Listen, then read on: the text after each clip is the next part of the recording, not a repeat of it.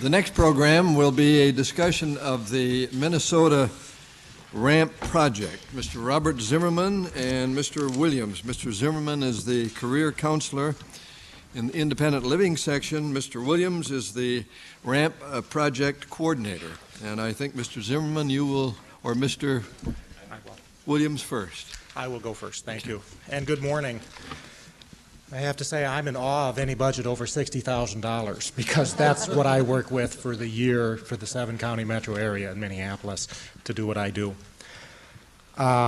Physical barriers to the entrance of your home can be harder to overcome than the 26-mile course of a marathon. The Boston Marathon doesn't have any steps, and the wheelchair division record of 1 hour, 21 minutes, 23 seconds is 45 minutes faster than the fastest runner. A friend of mine runs in marathons, and he told me when he's passed by a wheeler in a race, he'll yell out, "Hey, how about a ride?" And he almost always hears back, "Hey, how about a push?" We don't run, most of us don't run in marathons, but we can all relate to the sense of camaraderie and community that they have. They're in a race together. They can laugh and joke about asking for a ride or needing a push, and they often help each other.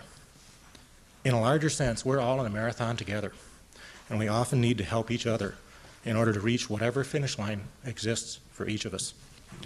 In 1991, we began supervising volunteers to build wheelchair ramps. Next, we changed the basic design of wheelchair ramps so they would become a reusable resource. We next created long tread, low riser steps, which are much easier for people to walk on. We have combined these ideas, and more than 300 people have overcome physical barriers to their homes.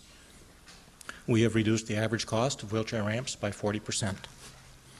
We have combined our modular design with the barn-raising ethic and changed how ramps are built in Minnesota. A fundamental reason for our success has been the collaboration between the Minnesota Division of Rehabilitation Services, the Metropolitan Center for Independent Living, and numerous public and private organizations. The Metropolitan Center for Independent Living started renting modular ramps in 1992 and has assisted over 70 people obtain short and long-term access solutions. Our modular wheelchair ramp design was shown nationally on Home Time, public broadcasting show with 6 million viewers.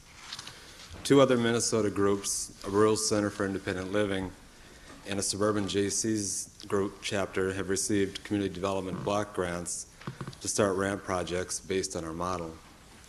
Our video home access solutions, ramps and stairs, had won an award on the National Council on Family Relations and will be described in your journal, which is circulated worldwide. Last month, we distributed our manual, video, and information packets to over 300 centers for independent living nationwide. The Telephone Pioneers of America is a national volunteer organization with over 900,000 past and present phone system employees. The community has adapted our modular buildings, ramp building as a community service project, and we send our information packets to all 105 chapters of the Pioneers across the country. The Pioneers have provided an 800 number for everyone wishing to contact their local chapters. The RAMP project has become a catalyst in breaking down access barriers in our community, and the Northern Minnesota community has adopted our RAMP project. The director stated, without the help of our community volunteers, these ramps would not be installed, and the people would be isolated from the fellowship of friends, family, church, and the activities most of us enjoy. 2 years ago, a Minnesota congressman gave a tribute to the RAMP project in the Congressional Record. In a letter to us about that honor, he said in part, "Your unique, inexpensive, and faster to construct ramp will help many people with disabilities live more independent lifestyle. It is a very special gift that you have provided the community. With the Innovations Award, we will have an opportunity to extend our ideas around the country and the world so people can learn about our concept and adapt it to meet their needs using the volunteer resources that exist in all communities. We will give our manual, video, information, and technical assistance to anyone who asks for it. With the Innovations Award, we will show communities everywhere that their members can maintain the freedom to easily enter and leave their homes, a freedom that is essential to all of us. I'd like to close with some words used by another Minnesotan, Garrison Keeler. Be well, do good work, and please keep in touch. Thank you. Thank you. That concludes the presentation time. The first question will be from Dot, and I think the next one will be from Max, and the third one from Margot. I've had some fairly recent experience with a family member who was in a wheelchair for an extended period of time, so I applaud you and realize how very important the sense of independence can be simply from ramp production. But it also, my personal experience also led me to discover that there often are individual needs that make a standard ramp perhaps not appropriate. I don't know whether our experience was singular or unusual, but as I understand it, your project is centered around the use of modular ramps. Has this been a problem that you've encountered where there just has to be that customization in order for it to work, or what is your experience there? Every ramp that we have built has been customed to the needs of the individual user. That's the only way that ramps should be built. You have to consider the person, the geography, the family context, and a number of other factors in order to develop and create the right access solution for any situation. Our ramps are 90% reusable. We build sections that are very much like a dock, and the part that is reusable is between the door and the ground. Those are the two parts that need the custom application. Everything else can be replicated in exactly the same. That's the reuse of our system. So all of our ramps are custom applications designed to meet the needs of the user for as long as that user needs it. Thank you. There are three questions pending. The first, Max, Margot, and then Barbara.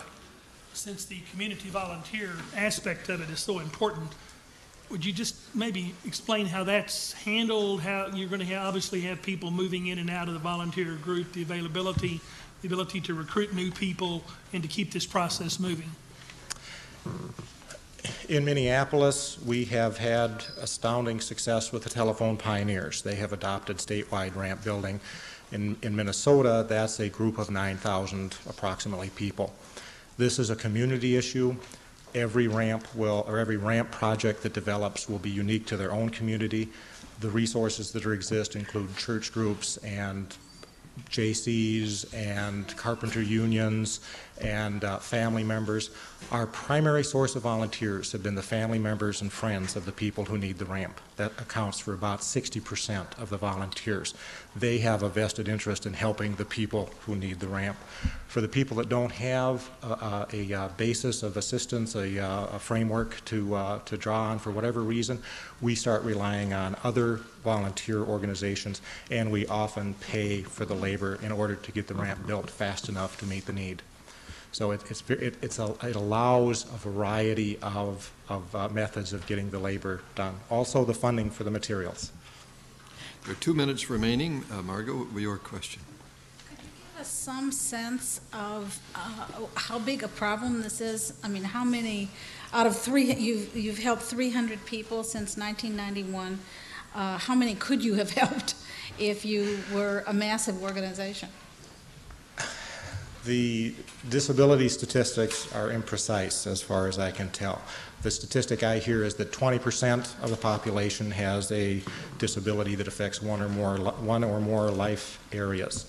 As the population ages, everyone is going to be confronted with a body that doesn't work quite as well as it used to.